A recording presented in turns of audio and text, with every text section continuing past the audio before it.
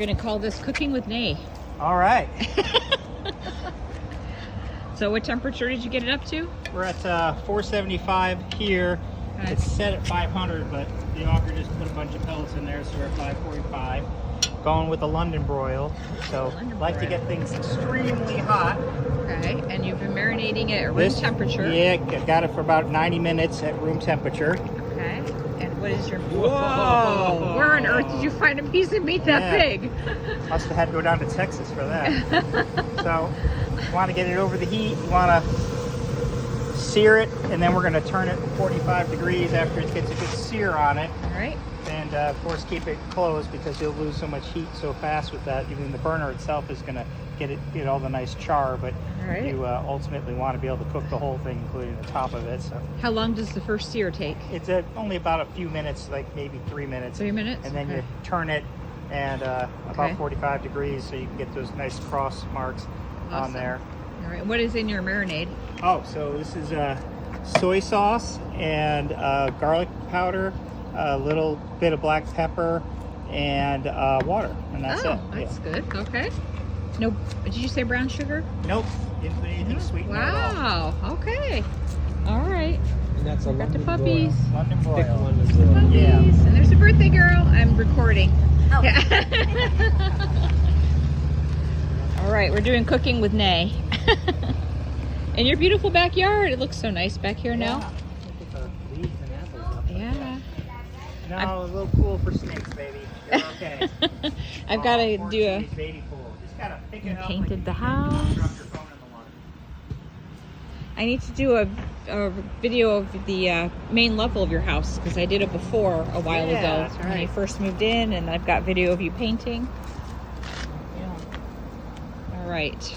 Probably good for Oh, give it the old little bit of a turn. I'll see what kind of marks we have on there. So you got some good grill marks, and then you just got to turn it. So you want to think about, okay, we want to have an X. So if I have it that way, now we're going to go this way. okay. Get it so it's. And where do you find a piece of meat that big? I went to 10 box. Oh, okay. Yeah, I always buy meat at 10 box because it ends up being 30% less than Walmart or something. Oh, okay. Cool. Yep. Cool. And you like this pellet grill? I do. I love it. The Big Boss? Yeah. Pit Boss, sorry. Pit Boss, yep. It's made by the same company that, it's owned by Traeger, Pit Boss is. Oh, okay. It's got a lot of their tech in it and design. And you have a certain kind of pellet you like? I do. I've got the competition pellets that are made by Pit Boss. It's a blend of a few different, I think it's like hickory, then they throw a little cherry or apple or something in there too. Okay. Wood. Sharp and chewy. Got that on clearance at Walmart. The bag. Awesome. Ended up being about like $13 for maybe 40 pounds, I think it was. It is a good price. Mm-hmm. Is this the grill we dragged over here from your old house? Yes, it is. Oh, it is? Yep. Oh, okay, I thought that looked different. Yep. Stephen and I were jogging behind it. Hey, Chewy. Hello, Chewbacca. And there's Starfeeder. Starfy.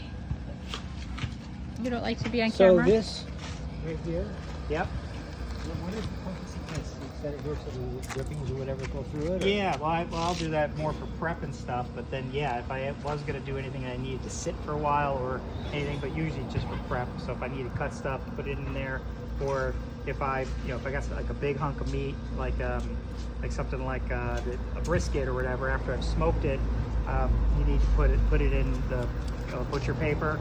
So I'll put it on the paper here, bring the brisket over, put it in there, wrap it back up, and you put it back on the grill. So that's what I usually use this area for over here. Cool. Yeah, and then I got a roasting pan on here, which is good. This didn't come with the grill? This did not, no. Oh wow! Got that, so Oh, wow. fits in there perfectly. That's awesome. Yep. And are these two part of a set, or Yeah, is that was part of the okay. set. Yep. So if you do a roasting, so the drippings can go down in there. So if you're just cooking some kind of roast on there and you want to get some smoky flavor in there, you can just keep that on the grill. Usually you close the burner area so it's just enveloped in smoke and heat, more like an oven. And then, like I said, all the drippings will drip through. You make some gravy with that then, or use it to baste back, onto the meat. But yeah, it just happened uncanny how well this fit right on Yeah, here. good Yeah, find. did not come in. We have got the this whole thing from Walmart as well. So that's it. It's on there. You put your That's so tools on here. perfect. Yeah. And how do you clean your grill when you're done every time? I use this brush down here just to get the main stuff off. I Okay. did get this other brush, but I had one like it. And it looks like it's going to do the job, but these things curl up so fast they get clumped up. They don't do anything. But these copper ones are Okay. like $8. All And right. I just get the main stuff off of the burner, just so like the meat doesn't end up having a lot of that kind of sandy kind of texture grit from the grill on there. So So you don't have to take the Rub it thing in the down. kitchen and wash it in the sink. You just Yeah. scrape it down out here. yeah, I just scrape it down out here, and that's it. So now we got our grill marks on there. Oh, it looks so good. Smells so good. And we'll give this Okay. a flip. Mainly it's over the burner that's right in this area here, so the center's getting way more direct heat than the outside. So usually your middle of your meat ends up being a little bit pinker, but in this case it's going to cook evenly with the outside pieces that are Oh, a that's little very smaller. smart. That's yeah, great. so then we'll give it a turn like that. Okay. Like 4 or 5 minutes and it'll be done. All And you right. leave the thing open so the flame comes Yeah, up so through. get through and get the char on it, yeah. So you and then- usually do it that way? Yep, I do Okay. that with all the steaks, yep. Yep. Just because I just want to have direct heat to get that char. And then we got the ribs coming up in a moment where I'll put this off to the side, just get the ribs on there for a moment to get the char on, kind of seal them up a little bit, and then either close that or take it away from the direct heat and put it out on the perimeter so it will cook a little slower. Your pork being a white meat, it ends up cooking way faster, doesn't have a lot of fat in it. And by at least on open, the inside of the meat. You meant that part where the flames are coming out, not Yeah. the lid of the grill. Right. Okay, Yeah. all right. Leave that open so you're getting like direct flame on I it, see. getting the Okay. grill marks and getting some char on your steak. Awesome. Yeah. All right. So like 4 more minutes and then the whole thing's Yeah. done. Then that's the steak. I'll just do another turn, Okay. about 90 degrees, I guess it is. Let that sit for a couple more minutes. Put that off to the side, and then char up the ribs, which I put a dry rub on those. And once Awesome. that's done, put that off to the side. Let it all sit in there for another like 5 minutes, and Okay. it'll be juicy and have a lot of flavor on it. Awesome. Won't be overcooked. What do you put on your dry rub? Well, this stuff was actually from Buc-ee's. Oh, this is the Buc-ee's one? That one Buc-ee's. is really good. Yeah, it is. It's the Memphis char, Okay. and yeah, delicious.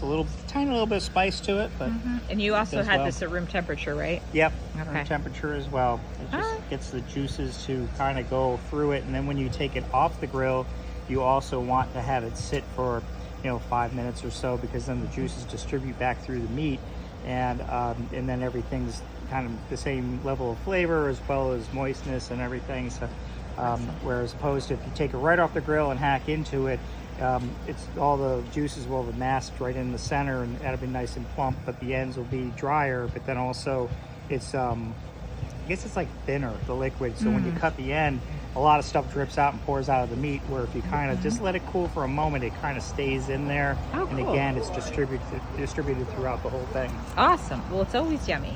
So, all right. Yes, I'm distracting you now. We're gonna be that's all overcooked. right. Going to But you are the best meat cooker in the family, so I appreciate you showing us how to do this.